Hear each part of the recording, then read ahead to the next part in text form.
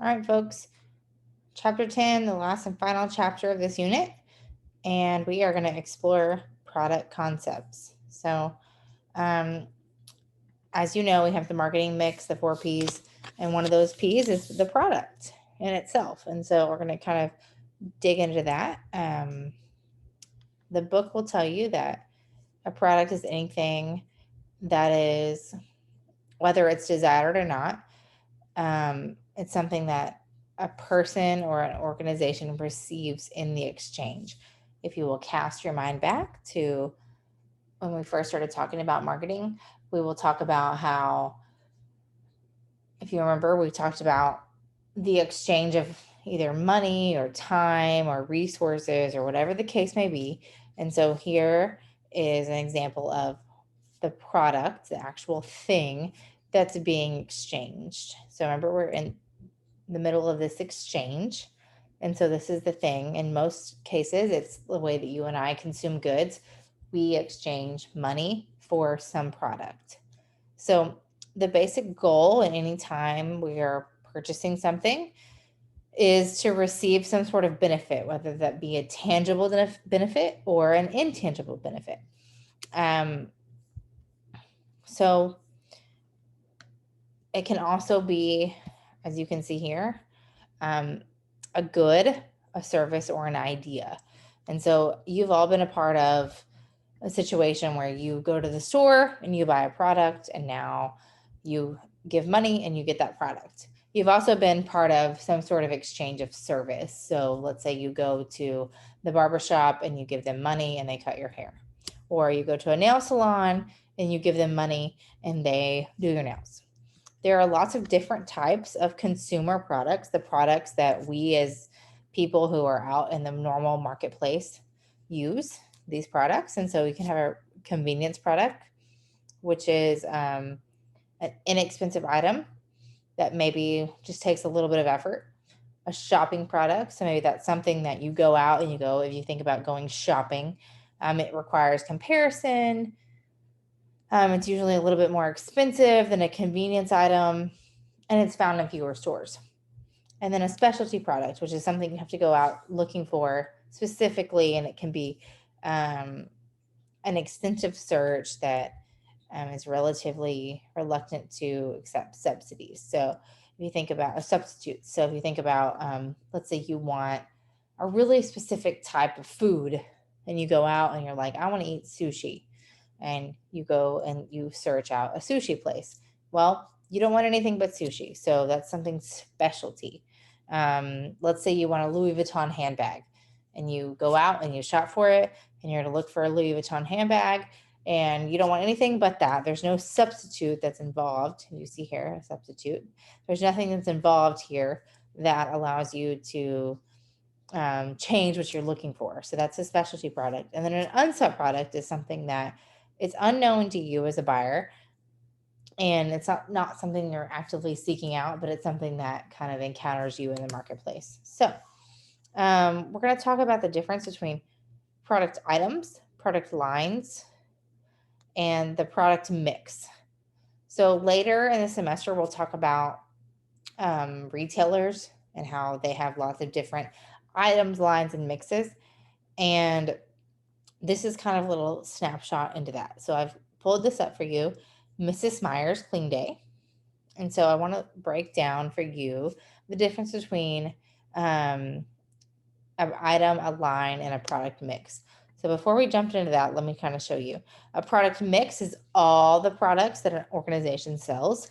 A product's mix is the number of products that are involved. So kind of like everything that a company sells. And then they call it width and depth. So, and then the number of product items in a product line that are here. So let's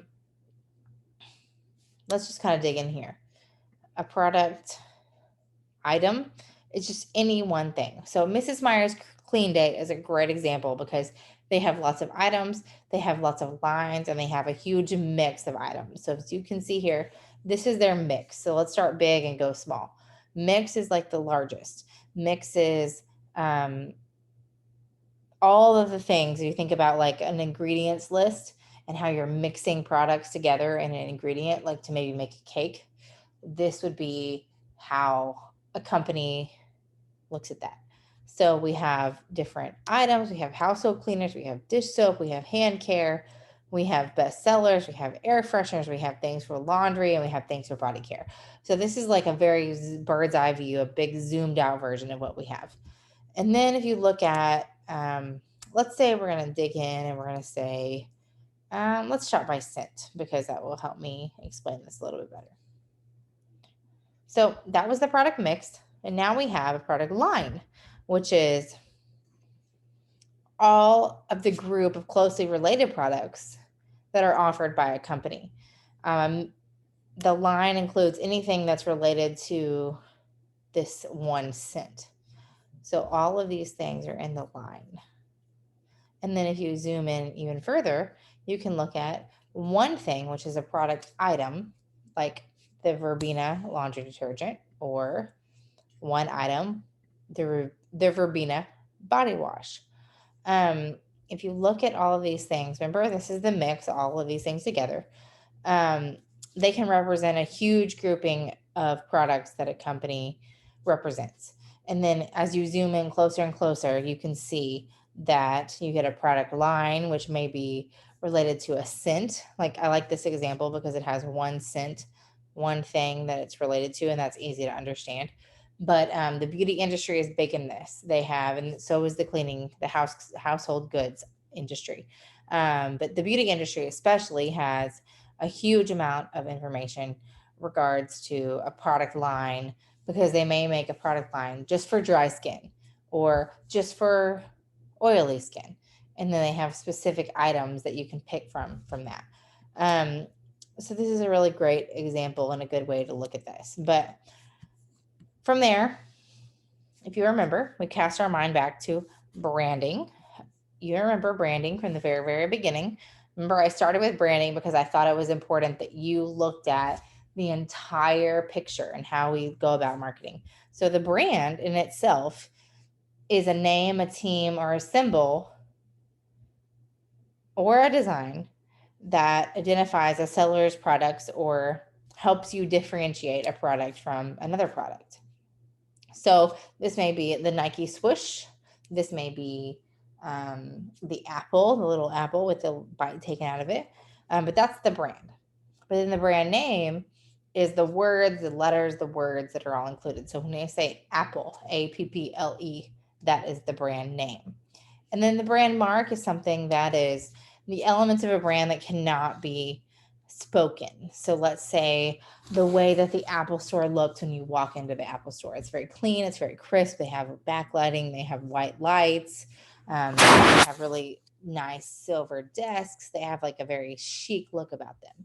And so the brand mark are all of these things that cannot be associated with that. The brand mark is also the logo, right? So when we see the Nike swoosh, that's the mark. That's the brand mark that's associated with Nike, the brand name, and Nike as a whole. So branding has its own purpose, and we've kind of been through this a little bit, but I remember I started with this at the very beginning. But you want to be able to identify the product, have people become loyal to that product. Remember that loyalty loop that we looked at in a previous chapter, and then be able to repeat the sales on the same product over and over and over. So brand equity is a really, really important concept for me, because I feel like brand equity shows, if you think about the word equity and how it is equated to our vernacular in general, it means equity. Like if you have equity in a home, that means how much value is placed in your home. So I may have paid a certain amount of money for my home, but now it may be worth more. So Nike or Apple, the brands I've been using as examples, have a great brand equity because people value that brand. They value the name. They understand it. They feel loyal to it. They trust it because they see it all the time. We also have something called a global brand. And global brands have at least 1/3 of its earnings that are happening outside of the country. So in chapter 5, remember we went over globalization of marketing, and that means that a company like Nike is a great example. They are going outside of the country to get their market share. And then brand loyalty is how many people come back over and over and over in order to support the brand.